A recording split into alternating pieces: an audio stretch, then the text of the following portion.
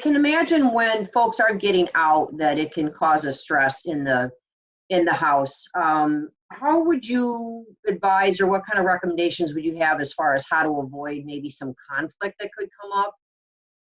Right. Well, that's a really great question, because with in families where there is a person with memory loss, um, that person may not be able to control themselves and their behaviors the way they used to. So avoiding conflict can be really important, because we don't want to see families get to the point where there is violence or high tempers. And that can happen easily with people who have memory loss.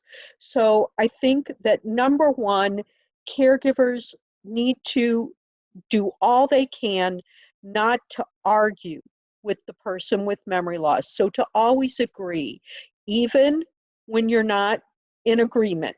So some key phrases that I think are helpful are things like, "You're right, I was wrong.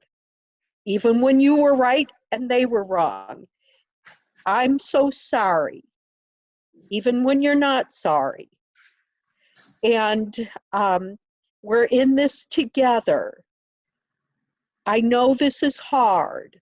So those kind of statements, if you can have them sort of on the tip of your tongue, maybe you write them on a little note card and look at them every day. And a caregiver once said to me the best response she could come up with sometimes was to say, "Mm-hmm." So you become a master of that.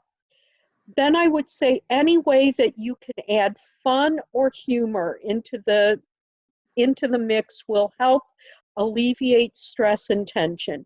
So if you can start out the day with the person with memory loss and the caregiver each have a little bowl of cotton balls, and when you get aggravated, you throw those cotton balls up in the air. So don't encourage a person with dementia to throw anything, even a cotton ball, at you, but throw them up in the air. And when you see that either one of you has run out of cotton balls in your bowl, that means you're going to take a 5-minute timeout from each other, or 10-minute timeout from each other. So sometimes you can use the oops and ouch method. Have several, each of you have some pieces of paper that say oops and ouch written on it. And if you say something that you didn't mean to say and you really regret, you can give the person that you've said it to an oops card to apologize. And it's just a funny way to apologize. If that person says something to you that's hurtful, or you say something to them that's hurtful, you've got the ouch card to show people.